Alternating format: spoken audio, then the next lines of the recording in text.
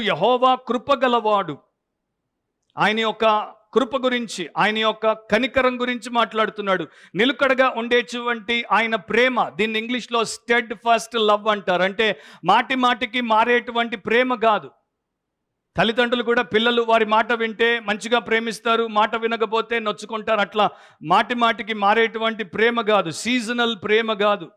ఇది seasoned love అన్నమాట. ఒక్కసారి అట్లా ఉందంటే, స్టెడ్ ఫాస్ట్గా ఉందంటే అట్లాగే ఉంటుంది. ప్రేమ ప్రేమిస్తూనే ఉంటుంది. దీంట్లో ఆయన యొక్క లవ్వింగ్ కైండ్నెస్, ప్రేమతో కూడుకున్నటువంటి కనికరం ఉంది. సో ప్రజలతో చెప్తున్నాడు, దేవుడు కఠినుడు అని మీరు అనుకోవద్దు. దేవుడు కృపగలవాడు, దేవుడు కనికరం గలవాడు.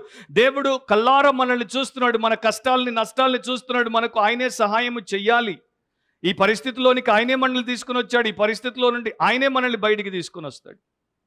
సో మనం కూడా మన జీవితంలో ఒక క్రిస్టియన్ బిలీవర్గా ఆలోచించినప్పుడు టైం ఆఫ్టర్ టైం, అంటే టైం తర్వాత టైం మనకు వచ్చినటువంటి శ్రమలు, లేకపోతే వేదనలు, లేకపోతే అనారోగ్యాలు, లేకపోతే ఇతర ఇబ్బందులు అన్నింటిలో కూడా మనము బ్రతికి ఉన్నాము, మనం పూర్తిగా నశించలేదు అంటే దాని వెనకాల దేవుడి యొక్క కృపా బాహుల్యమే, ఆయన యొక్క మర్సీస్ మనల్ని కాపాడుతూ వచ్చాయి.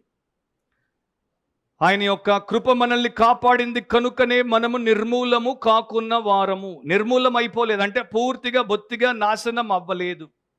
హీబ్రూలో ఆ పదము కన్జ్యూమ్డ్ అనే పదము తమాం.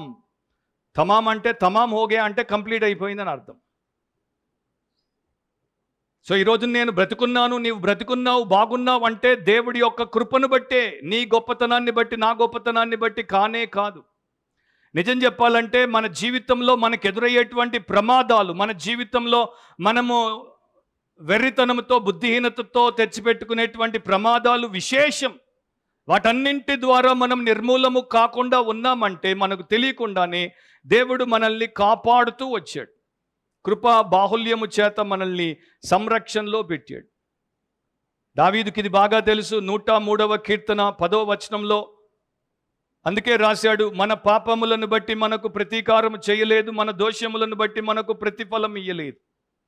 మన పాపములకు దేవుడు చేయాల్సినటువంటి ప్రతీకారం ఎంతో గొప్పది. మన దోషాలకు ఆయన ఇవ్వాలనుకుంటే ప్రతిఫలం ఎంతో ఇవ్వచ్చు. కానీ ఆయన అంతగా ఇవ్వలేదు. ఎందుకంటే ఆయన కృపను బట్టి, కనికరాన్ని బట్టి.